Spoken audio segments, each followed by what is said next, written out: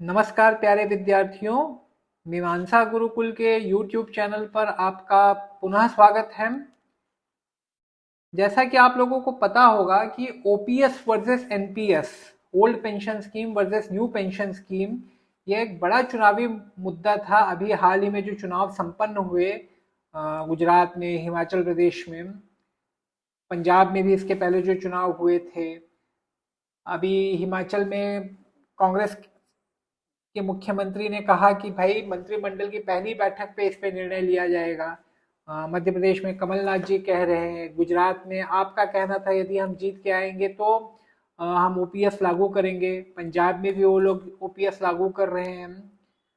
तो राजस्थान में ओपीएस लागू हो चुका है, छत्तीसगढ़ में हो चुका है।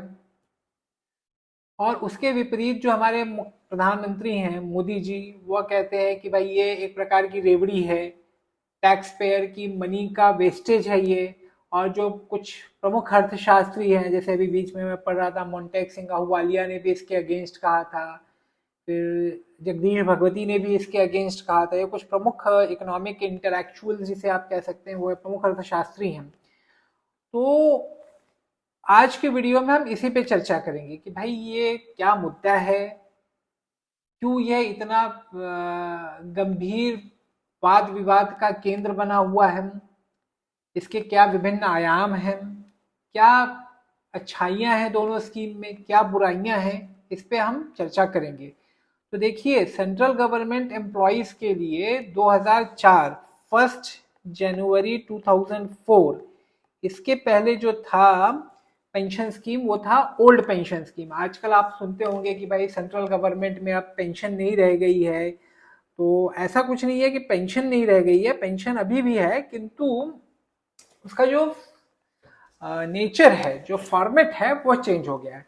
तो 1 जनवरी 2004 के पहले जितने भी सिविलियन एम्प्लॉयज थे, उनके उनके लिए ओपीएस, ओल्ड पेंशन स्कीम लागू थी। और उस वो बेसिकली आप कह सकते हैं कि डिफाइंड बेनिफिट वाली स्कीम थी। डिफाइंड बेनिफिट का अर्थ ये होता है कि आप जब रिटायर होते हैं, आपसे कोई कंट्रीब्यूशन नहीं लिया जाएगा, आपकी सैलरी में से कोई पैसा नहीं कट होने वाला है, किंतु जब आप रिटायर होंगे तो आपका जो भी बेसिक पे होगा और जो डियरनेस अलाउंस होगा, महंगाई भत्ता होगा, उसका 50%, बेसिक प्लस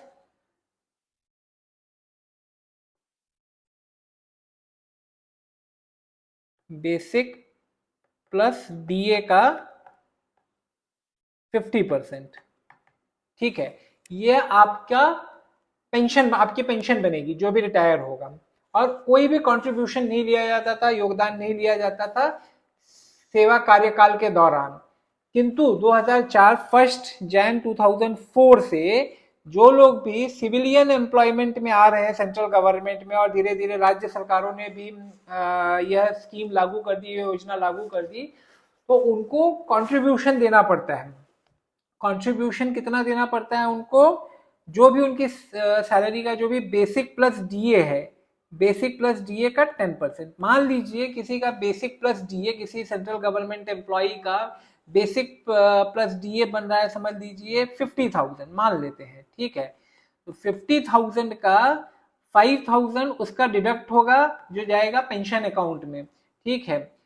और उसके ऊपर पहले 10% केंद्र सरकार, यदि केंद्र सरकार का कर्मचारी है तो केंद्र सरकार, या यदि राज्य सरकार का कर्मचारी है तो राज्य सरकार उसके ऊपर 10% डालती थी। 10% माने आप समझ लीजिए 10% हुआ किसका? 50,000 का 10% हुआ 5,000, राइट। और यही अमाउंट, 10% अमाउंट गवर्नमेंट भी डालती थी।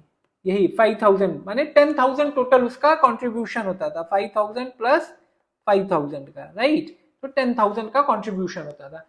किंतु 2019 में यह इसमें कुछ बदलाव किए गए। अब जो गवर्नमेंट है, चाहे वो सेंट्रल गवर्नमेंट हो चाहे स्टेट गवर्नमेंट हो, वो 14% उसका कंट्रीब्यूशन होता है। 14% का कंट्रीब्यूशन होता है। मैंने समझ लीजिए अगर 50,000 किसी की सैलरी है तो 5,000 उसका डिडक्शन होगा, उसके सैलरी में से कट होके एनपीएस अकाउंट में जाएगा, और 14% अर्थात 7,000 गवर्नमेंट कंट्रीब्यूट करेगी। तो 12,000 रुपए टोटल उसके एनपीएस अकाउंट में जाएंगे। तो मोटा मोटी ये है कि ये पहले जो था वो था डिफाइंड बेनिफिट, आपको कोई कंट्रीब्यूशन नहीं करना है, बट आपको 50% मिलेगा आपका जो भी बेसिक प्लस डीए बनता होगा। लेकिन 2004 के बाद it is defined contribution, defined contribution. अब ये लाने का बड़ा कारण क्या है? बड़ा कारण ये है कि भाई लोगों की जीवन प्रत्याशा बढ़ रही है, लाइफ एक्सपेक्टेंसी बढ़ रही है, मेडिकल फैसिलिटीज बढ़ रही है, और धीरे धीरे फर्टिलिटी, ठीक है, फर्टिलिटी इज गोइंग डाउन, लोग बच्चे कम पैदा कर रहे हैं। अब होता क्या है, जब बच्चे लोग कम पैदा कर रहे हैं तो जब बच्चे बड़े होते हैं, वर्किंग एज पॉपुलेशन के बारे में आपने सुना होगा, 15 टू 59 जो होता है वो वर्किंग एज पॉपुलेशन होता है, ठीक है। अब ये जो वर्किंग एज पॉपुलेशन है, जब ये अधिक होता है तो क्या होता है कि भाई बहुत सारे लोग प्रोडक्टिव एक्टिविटी में काम करते हैं, कोई भी प्रोडक्टिव एक्टिविटी में काम कर सकते हैं, एम्प्लॉयमेंट में हो सकते हैं, चाहे वो एग्रीकल्चर हो, चाहे वो मैन्युफैक्चरिंग हो, चाहे इंडस्ट्री हो, चाहे सर्विस सेक्टर हो, वट एवर। तो वो प्रोडक्शन भी कर रहे हैं, भाई देश की आउटपुट, जो देश में जो आउटपुट आ रहा है उसमें भी योगदान दे रहे हैं, टैक्स भी दे रहे हैं गवर्नमेंट को, तो गवर्नमेंट के पास रेवेन्यू का एक बड़ा सोर्स होता है, ठीक है। किंतु अब कैसे हो रहा है कि भाई लोगों की, पहले लोगों आपने देखा ही होगा कि भाई लोगों को 6-6, 7-7, 8-8 बच्चे होते थे। अब तो बहुत सारे परिवारों में मैं देखता हूँ कि एक ही बच्चा होता है, एक बच्चे के बाद वो लोग नहीं करते हैं। तो जो एक बच्चा है वो एक्चुअली जब बड़ा होगा तो उसके ऊपर क्या कह सकते हैं आप, अपनी माता पिता का तो दारोमदार होगा ही, उसके साथ साथ ही माता पिता के जो माता पिता होंगे उनका भी दारोमदार उसके ऊपर होगा। क्यों? क्योंकि अब लोगों की जीवन प्रत्याशा बढ़ गई है, मैंने अब 80 साल तक जीना कोई बहुत बड़ी बात नहीं रह गई है, राइट। चाइना में यही समस्या हो रही है। चाइना में क्या हो गया है कि उन्होंने, इसीलिए कहा जाता है ना कि भाई जो डिक्टेटरशिप में आप फरमान तो जारी कर देते हैं किंतु उसका कॉन्सिक्वेंस क्या आएगा वो आप पूरा एंटिसिपेट नहीं कर सकते हैं, पूरा अनुमान नहीं लगा सकते हैं। तो वहां पे यही हुआ है कि भाई जो वृद्धों की जनसंख्या वो बढ़ती जा रही है, किंतु जो प्रोडक्टिव एज में लोग होने चाहिए उनकी जनसंख्या इतनी है नहीं। तो वो जो अभी डेमोग्राफिक उनका जो डिविडेंड था वो डेमोग्राफिक डिजास्टर में बदल रहा है। जनसंख्या जो एक एक टाइम पे उनके लिए एसेट थी, अब वो एक लायबिलिटी बनती जा रही है। इसीलिए अब देखिए उन्होंने पहले तो 2 बच्चों का प्रोविजन लाया, अब 3 बच्चों का प्रोविजन उन्होंने ला दिया, लेकिन अब जनता उसे स्वीकार नहीं कर रही है। भाई अब लोगों की आदतें चेंज हो गई हैं, दोनों मियाँ बीवी काम कर रहे हैं, तो कैसे जाके वो एक, मैंने वहां पे भी क्या, स्त्री वुमेन एम्पावरमेंट हो चुका है, स्त्रियां पढ़ रही हैं, जॉब कर रही हैं, तो वो नहीं चाहती हैं कि वो अपना वर्क लाइफ छोड़ के घर पे बच्चों का लालन पोषण करें, ठीक है। और महंगाई भी बहुत बढ़ गई है, कॉस्ट ऑफ लिविंग भी बहुत बढ़ गया है, तो 2 लोगों को काम करना अब आवश्यक हो गया है। ये एक प्रकार की विवशता है, मजबूरी है। किंतु चलिए उस पर नहीं जाते हैं। तो प्रॉब्लम यही है कि भाई फर्टिलिटी इंडिया में भी कम हो रही है, ओवर मीन्स आप कह सकते हैं पिछले 30-40 सालों में फर्टिलिटी कम हो रही है, मेडिकल फैसिलिटीज बढ़ गई हैं, तो लोग अधिक, माने जीवन प्रत्याशा बढ़ गई है, लोग अधिक वर्षों तक जी रहे हैं। तो कहाँ से पैसा आएगा? टैक्स रेवेन्यू इतना आएगा नहीं, लेकिन आप पेंशन सबको अगर डिफाइंड पेंशन देंगे, डिफाइंड बेनिफिट, ठीक है, तो उनके लिए आप पैसा कहाँ से लेके आएंगे? ये एक बड़ी समस्या है। दूसरी बात, जो भी गवर्नमेंट का टैक्स रेवेन्यू आता है, ठीक है, टैक्स रेवेन्यू जो आता है उसमें कुछ होता है आपका रेवेन्यू एक्सपेंडिचर। रेवेन्यू एक्सपेंडिचर का क्या अर्थ होता है कि भाई आप रोजमर्रा के जो काम होते हैं, एक तो रेवेन्यू एक्सपेंडिचर होता है, एक होता है आपका capital expenditure. Capital expenditure is considered to be good compare to revenue expenditure, because in capital expenditure what you are doing, आप रोड पे स्पेंड कर रहे हैं, इलेक्ट्रिसिटी पे स्पेंड कर रहे हैं, इंफ्रास्ट्रक्चर पे स्पेंड कर रहे हैं, हॉस्पिटल बना रहे हैं, तो ये सब तो अच्छी बातें मानी जाती है। रेवेन्यू एक्सपेंडिचर में क्या होता है कि आप भाई सैलरी पे जो पैसा खर्च कर रहे हैं, सब्सिडी के लिए जो पैसा खर्च कर रहे हैं, पेंशन के लिए जो पैसा खर्च कर रहे हैं, या इंटरेस्ट जो, मैंने आप लोन, गवर्नमेंट काम करने के लिए बहुत सारा लोन उठाती है, तो उसके लिए जो इंटरेस्ट पेमेंट कर रहे हैं, तो वो सब रेवेन्यू एक्सपेंडिचर में आता है। अब देखिए रेवेन्यू एक्सपेंडिचर में तो जो लोग काम कर रहे हैं अभी भी सेंट्रल गवर्नमेंट के लिए, तो उनको तो आपको सैलरी देनी पड़ेगी, and that is not entirely bad. लोग भले माने कहते हैं कि भाई गवर्नमेंट कर्मचारी काम नहीं करते हैं, आलसी होते हैं, जो भी आप कह लीजिए, लेकिन बहुत जगहों पे बहुत काम करते हैं। ऐसा कहना गलत है कि गवर्नमेंट एम्प्लॉयज काम नहीं करते। Yes, there are means people, there are sections, there are department जहाँ पे वर्कलोड कम है, but then there are department जहाँ पे भाई सिर्फ सरकार ही काम कर रही है। चाहे आप डिजास्टर में चले जाइए, गांव खेड़े में चले जाइए, आप रिमोट एरियाज में चले जाइए, वहां पे आपको प्राइवेट सेक्टर नहीं दिखेगा। जो भी सर्विस का प्रोविजन हो रहा है, एसेंशियल सर्विसेज जो भी जा रही है गवर्नमेंट की तरफ से जा रही है, गवर्नमेंट एम्प्लॉयज के ही द्वारा जा रही है। खैर, तो जो आप सैलरी पे खर्च कर रहे हैं वो तो एक प्रोडक्टिव चीज है भाई। जो काम करेगा वो कुछ ना कुछ प्रोडक्टिव आउटपुट दे रहा है, वो पैसे लेगा, उसके लिए गवर्नमेंट एम्प्लॉय पैसे लेगा, वो खर्च भी करेगा, तो उससे भी इकोनॉमी बढ़ती है। अब जो पेंशनधारी है उसके साथ समस्या क्या हो जा रही है कि वो आउटपुट तो नहीं दे रहा है, वो कुछ काम नहीं कर रहा है। वो जब काम कर रहा था तो उसने कंट्रीब्यूशन भी नहीं दिया पेंशन के लिए, किंतु अब उसे पेंशन देनी पड़ रही है सरकार को।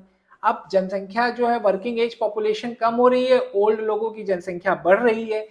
इस बार क्या हुआ है, अभी मैं कैग की रिपोर्ट पढ़ रहा था, तो कैग की रिपोर्ट के अनुसार देखिए ये सब फिगर्स आपको याद रखना आवश्यक नहीं है, ठीक है, मैं बस बता रहा हूं ताकि आपकी समझ विकसित हो, लेकिन फिगर्स याद रखना कोई आवश्यक नहीं है। सेंट्रल गवर्नमेंट, ठीक है, सेंट्रल गवर्नमेंट के लिए इस बार जो खर्चा हुआ है वह है 1.8 लाख करोड़ ऑन पेंशन, ठीक है, 1.8 लाख करोड़ ऑन पेंशन हुआ है और 1.4 लाख करोड़ ऑन सैलरी हुआ है। समझ रहे हैं आप? 1.4 लाख करोड़ सैलरी, जो अभी काम कर रहे हैं उनके लिए गवर्नमेंट ने इतना खर्च किया 1.4 लाख, लेकिन जो लोग काम छोड़ चुके हैं, सेवानिवृत्त हो चुके हैं, उनके लिए गवर्नमेंट ने इतना एक्सपेंडिचर किया है। ठीक है, ये ठीक है, इनके पास पैसा आता है, ये भी भाई खर्चा करते हैं, तो इकोनॉमी को बूस्ट मिलता है। जब मेरे पास पैसा आएगा तो मैं पैसा अपने पास रखूंगा नहीं, मैं कहीं ना कहीं उसको स्पेंड करूंगा। So it gives economy a boost. But मैंने कोई प्रोडक्टिव एक्टिविटी नहीं किया, मुझे पैसा मिल रहा है, तो it is not good, it is not considered to be good thing. ठीक है, इसीलिए तो भाई गवर्नमेंट तो ऐसे भी कर सकती है ना कि आप कुछ काम मत कीजिए, आप घर पे बैठे रहिए। नोट क्या है, नोट तो कागज का टुकड़ा है, मशीन में डालिए, जितने नोट चाहिए उतने छप सकते हैं। आरबीआई तो छाप ही सकती है ना, अगर उसे छापना हो तो क्यों नहीं छापती है? बिकॉज अगर आप प्रोडक्शन नहीं करेंगे तो नोट का कुछ वैल्यू ही नहीं है। नोट से तो आप जो प्रोड्यूस होता है, आउटपुट जो भी आता है, उस नोट से आप वही खरीदते हैं ना। यदि मैं काम ही नहीं करूंगा, समझ लीजिए कि मैं बनाता हूँ क्या बोलते हैं, दवाइयाँ बनाता हूँ, अब मुझे घर बैठे पैसे मिल रहे, मैं क्यों दवाई बनाऊंगा? अब आप बीमार पड़े, आपके पास पैसा तो बहुत है, लेकिन मैंने दवाई बनाई नहीं है। मैं समझ लीजिए फार्मास्यूटिकल में काम करता हूँ, मैं समझ लीजिए डॉक्टर हूँ क्वालिफिकेशन से, लेकिन मैंने तो दवाई बनाई ही नहीं है, तो आप कहाँ से खरीदोगे? पैसा आपके पास करोड़ों रुपए हो, तो इसके लिए it is not considered good. ठीक है, तो ये एक बड़ी समस्या थी। तो इसके लिए सरकार ने यह सोचा 2004 में पेंशन का जो फॉर्मेट है उसको चेंज कर दिया। अब ये जो चीज है इस पे कॉन्सेंसस था, चाहे वो बीजेपी हो, चाहे 2004 में बीजेपी सरकार के द्वारा ये किया गया था, लेकिन उसके बाद 2004 से 2014 के अवधि में कांग्रेस की सरकार थी, एंड मनमोहन सिंह, इन लोगों का भी मानना था कि इंडिया को पेंशन रिफॉर्म की आवश्यकता है। पेंशन रिफॉर्म में फिर क्या हो गया, पीएफआरडीए आ गया, ठीक है, पीएफआरडीए आ गया। ये एक रेगुलेटरी बॉडी है जो पेंशन अकाउंट, जो भी सेंट्रल गवर्नमेंट एम्प्लॉयज है उनके पेंशन अकाउंट को रेगुलेट करती है, मॉनिटर करती है। साथ ही में प्राइवेट सेक्टर के भी एम्प्लॉयज, देखिए एनपीएस में तो जो न्यू पेंशन स्कीम है इसमें गवर्नमेंट एम्प्लॉयज के लिए तो ये मैंडेटरी है, उनको करना ही करना है, ठीक है, लेकिन प्राइवेट सेक्टर एम्प्लॉय भी कर सकते हैं। जो प्राइवेट सेक्टर एम्प्लॉय हैं, सेल्फ एम्प्लॉयड हैं, वो लोग भी कर सकते हैं इसमें, लेकिन गवर्नमेंट का कुछ कंट्रीब्यूशन नहीं रहेगा। इसमें गवर्नमेंट का कंट्रीब्यूशन रहेगा, गवर्नमेंट एम्प्लॉय यदि है वो, आप लोग जो देखते हैं ना सीटीसी होता है, तो ऐसे मत सोचिए कि गवर्नमेंट अपने एम्प्लॉयज को ज्यादा फैसिलिटी देती है, उनके लिए भाई 14% का कंट्रीब्यूशन कर रही है और प्राइवेट सेक्टर के लिए नहीं कर रही है। ये एक्चुअली उनके पार्ट ऑफ सीटीसी जिसे कहते हैं ना, कॉस्ट टू कंपनी। आप लोगों ने देखा होगा प्राइवेट सेक्टर में कई बार होता है, लोगों की जो सीटीसी कही जाती है 2 लाख पर मंथ होती है, लेकिन उनके हाथ में आता है 1.2 लाख। तो वो पर्क्स एंड बेनिफिट्स होते हैं, अदर जो 80,000 हो गए वो पर्क्स एंड बेनिफिट्स हो सकते हैं, या जो ओवरऑल खर्च करती है कंपनी अपने एम्प्लॉय पे, ट्रेनिंग पे, जो भी हो जाए, तो वो हो जाता है। तो वही 14% ये पर्क्स एंड बेनिफिट्स हैं, ये हर कंपनी देती है, चाहे वो गवर्नमेंट हो, चाहे वो गवर्नमेंट कंपनी हो, चाहे प्राइवेट सेक्टर की कंपनी हो। तो हाँ, एनपीएस में इनके लिए तो ये मैंडेटरी है, प्राइवेट सेक्टर वाले भी कर सकते हैं, बिजनेसमैन भी कर सकते हैं। और जो भी लोग अपना अकाउंट बनाते हैं, एनपीएस अकाउंट बनाते हैं, उनको रेगुलेट कौन करता है? पीएफआरडीए करता है, ठीक है। तो ये एक मोटा मोटा हमको पता चल गया कि अब एनपीएस और ओपीएस क्या है और क्यों एनपीएस को लाया गया 2004 में। अब क्यों वापस हम लोग, means why we are turning clock back, जिसे कहते हैं ना घड़ी के सुई को फिर पीछे ले जाना, ऐसा क्यों कर रहे हैं? तो देखिए, इसके पीछे कई कारण हैं। पहली बात तो जो है, सरकारी कर्मचारी लगभग जो हैं इस समय, टोटल सरकारी कर्मचारी, आप स्टेट गवर्नमेंट के मान लीजिए, आप सेंट्रल गवर्नमेंट के मान लीजिए, अराउंड 2 करोड़ हैं। माने जो रिटायर्ड हैं, जो सर्विंग है, रिटायर्ड प्लस सर्विंग दोनों की जो संख्या है वो अराउंड 2 करोड़ है।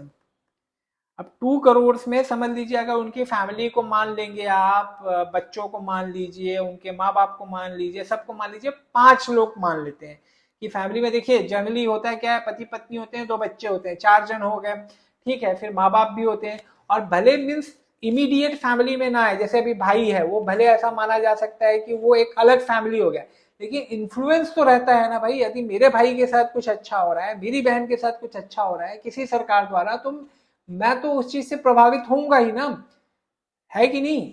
तो क्या हो जाता है, जब 10 करोड़ समझ लीजिए, इनकी टोटल जनसंख्या कितनी हो जाती है? 10 करोड़ हो जाती है। भारत की कुल जनसंख्या कितनी है? 140 करोड़ है। उसमें से समझ लीजिए जो वोटिंग जनसंख्या हो गई वो कितनी हो जाती है? 90 करोड़। भाई बच्चे 18 साल के नीचे तो वोट कर नहीं सकते हम। तो ये 10 करोड़ में समझ लीजिए, मान लेते हैं कि कुछ लोग भाई छोटे बच्चे होंगे, जो माने इनके बच्चे होंगे गवर्नमेंट एम्प्लॉय के, वो वोट नहीं कर पा रहे होंगे, लेकिन मान लेते हैं ओवरऑल 8 करोड़ वोटर्स हैं। और जो गवर्नमेंट एम्प्लॉयज होते हैं वो कैसे होते हैं? They are middle class, they are क्या बोलते हैं, enlightened compare to other classes, ठीक है, पढ़े लिखे होते हैं, समझदार होते हैं, जागरूक होते हैं, और कलेक्टिव मोबिलाइजेशन इनका हो सकता है। माने क्या कहते हैं, इनका नेटवर्क इफेक्ट बहुत अच्छा होता है कंपेयर टू, अब भाई जो किसान है वो, उनका इतना अच्छा mobilisation all all India level पे नहीं हो सकता है। हमने देखा अभी पंजाब में हुआ था, दिल्ली में हुआ था, लेकिन ऑल इंडिया लेवल पे एक लंबे समय तक इनको मोबिलाइज करना और मोबिलाइज रखना, it's difficult task. But as far as government employees are concern, they can be mobilised and they are well connected, ठीक है, and they want to protect their vested interest. सभी लोग अपना वेस्टेड इंटरेस्ट प्रोटेक्ट करना चाहते हैं। तो वो तो चाहेंगे ही भाई ओपीएस आए। क्यों ओपीएस आए? उसके पीछे सबसे बड़ा रीजन तो क्या है भाई? डिफाइंड बेनिफिट है। डिफाइंड बेनिफिट माने मुझे कोई कंट्रीब्यूशन नहीं देना है, लेकिन मुझे 50% मिलेगा। मेरा जो भी बेसिक एंड डीए है उसका 50% मुझे मिलेगा जब मैं रिटायर होऊंगा पर मंथ। उसमें भी देखिए बहुत सारी स्कीम्स थी। अगर आप समझ लीजिए 80 ईयर्स पार कर जाते हैं तो आपको बेसिक प्लस डीए का 100% मिलता था। अगर आप 80 साल के ऊपर हो जाते हैं, ऐसा माना जाता है भाई कि जैसे जैसे आप वृद्ध होते हैं तो आपके हेल्थ एक्सपेंडिचर बढ़ सकते हैं, ठीक है, तो उसके लिए 100% मिलने लगता था और काफी अच्छा मिलता था।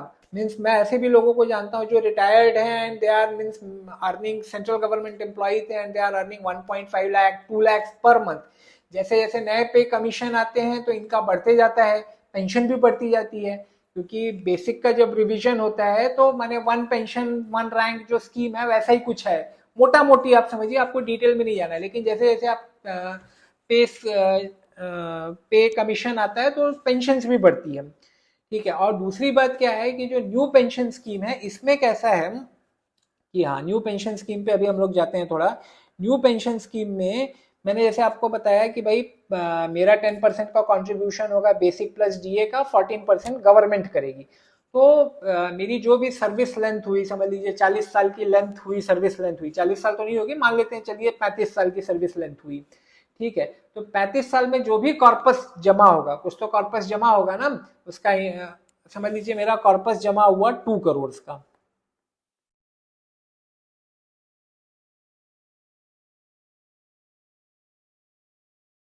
2 करोड़ का कॉर्पस जमा हुआ, तो जब मैं रिटायर होऊंगा तो उसमें 60% तो मुझे मिल जाएगा, ठीक है, as a lump sum benefit.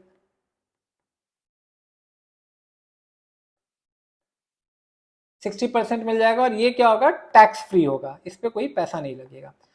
और अभी 60% कितना हो गया, 22 करोड़ का 1.2 करोड़ हो गया, 80 लैक्स बचा।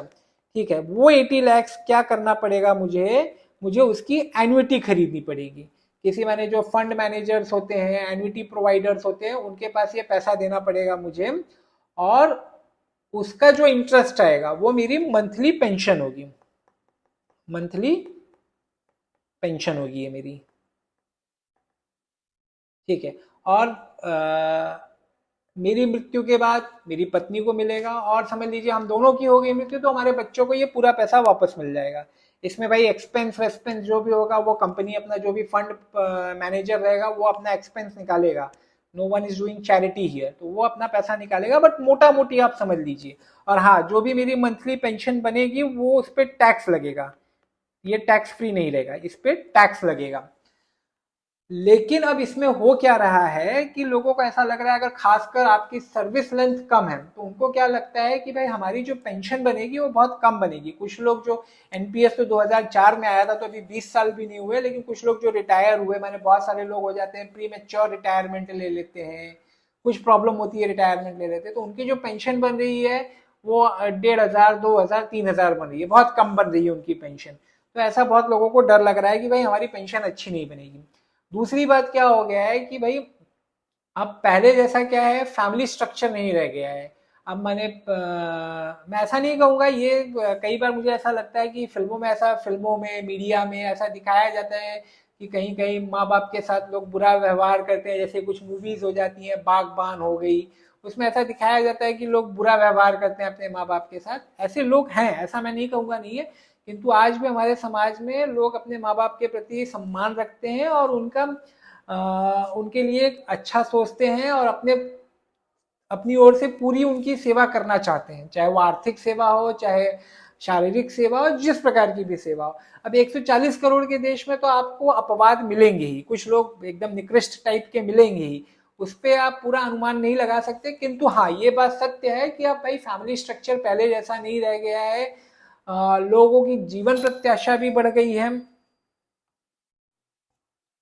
तो लोगों को ऐसा लग रहा है कि भाई अगर पेंशन अच्छी नहीं बनी, फैमिली स्ट्रक्चर इतना स्ट्रांग नहीं रह गया जैसे पहले था।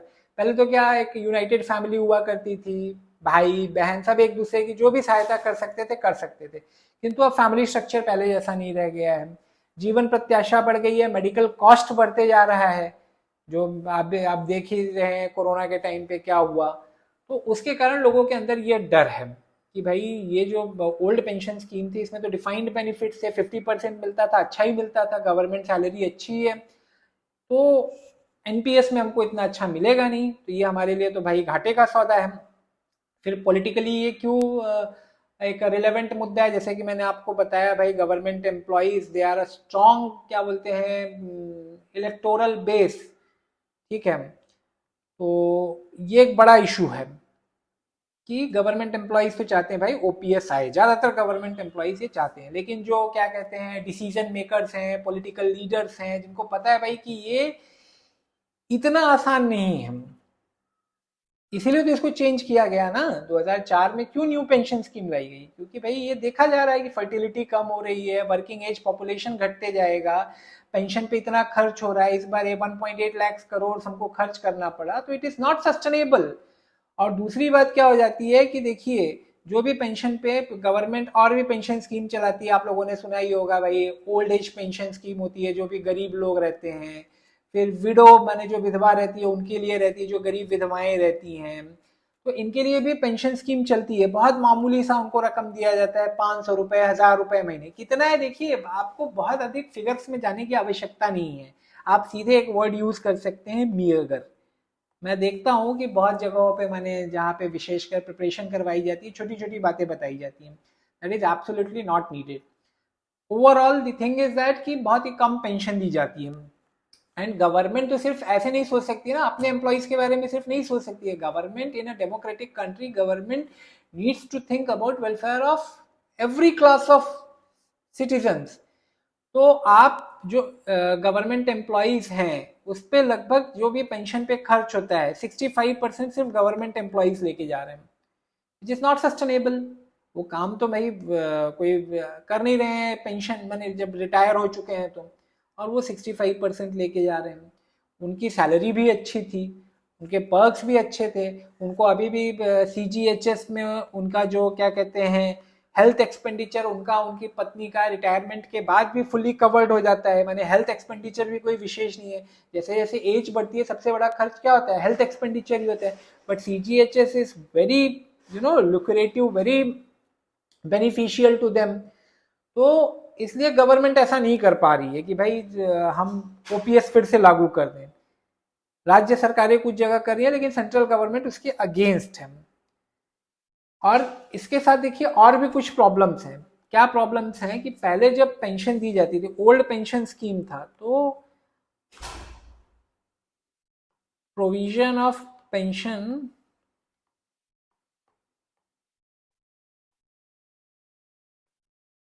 मेड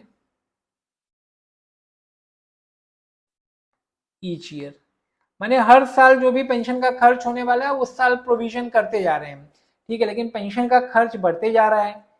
समझ लीजिए कि आज मैं मान लेता हूं 50,000 करोड़ था पेंशन का, मान लेते हैं 2022 में, और 2027 में कितना हो जाता है, 1 लाख करोड़। अब ये भरेगा कौन, गवर्नमेंट के पास इतना पैसा आएगा कहां से, टैक्स पेयर से आएगा। माने आप क्या कर रहे हैं कि आप आगे आने वाली जनरेशन पे बर्डन डाल रहे हैं। आप भाई आपको तो उनके लिए अच्छी फैसिलिटी छोड़ के जानी चाहिए। जैसे माँ बाप सोचते हैं कि हमको तो अपने आगे वाली जनरेशन के लिए भाई अच्छी से अच्छी फैसिलिटी छोड़ के जानी चाहिए, लायबिलिटी नहीं छोड़ के जानी चाहिए। तो आप लेकिन क्या कर रहे हैं, आप आगे वाली जनरेशन पे लायबिलिटी छोड़ के जा रहे हैं। उनकी जनसंख्या तो कम हो गई है लेकिन आप इतना बड़ा उनके ऊपर लायबिलिटी छोड़ के जा रहे हैं, and it will be funded from their tax money. आपको करना क्या चाहिए, आप इसको भाई रोड पे खर्च कीजिए, हेल्थ केयर पे खर्च कीजिए, इंफ्रास्ट्रक्चर पे खर्च कीजिए। आप क्या कर रहे हैं, आप ऐसे लोगों के पेंशन पे खर्च कर रहे हैं जो अब प्रोडक्टिव नहीं रहेंगे, जिनकी हेल्थ जो भी हेल्थ रिक्वायरमेंट्स हैं उसके लिए आपने एक अच्छी स्कीम ला के ही रखी है CGHS। और जिन्होंने अपने हे डेज में माने प्रोडक्टिव डेज में अच्छा खासा पैसा बनाया है compare to other sectors. Private sectors में ये बात सही है कि भाई कुछ लोगों को करोड़ों रुपए में इनकम मिलती है, गवर्नमेंट में जो कैबिनेट सेक्रेटरी भी रहता है उसे 5 लाख की सैलरी नहीं होती है। बट अगर एज ए क्लास आप देखेंगे तो एक गवर्नमेंट सेक्टर में प्यून की जो सैलरी होती है वो 40,000 होती है, और कॉर्पोरेट सेक्टर में यदि आप चले जाएंगे तो प्यून की सैलरी होगी 6,000 रुपए, 7,000 रुपए। मेरे जान पहचान में ये एक जन ऐसे हैं जो 12 घंटे रोज काम करते हैं every day for a meagre salary of 20,000, और अगर एक दिन भी छुट्टी ले लें तो उनकी सैलरी कट जाती है। He won't get salary for that day. So government ऐसे नहीं कर सकती है कि आप एक को तो इतना बेनिफिट दे दीजिए और दूसरे के बारे में सोचिए ही मत। तो provision of pension was met each year, तो आप अगले जो जनरेशन आ रही है उस पर आप बर्डन डाल रहे हैं, which is not good, morally it is not good, morally it is very bad, ठीक है। आपके पास दूसरी बात क्या हो जाती है कि जो रेवेन्यू है, revenue is not being used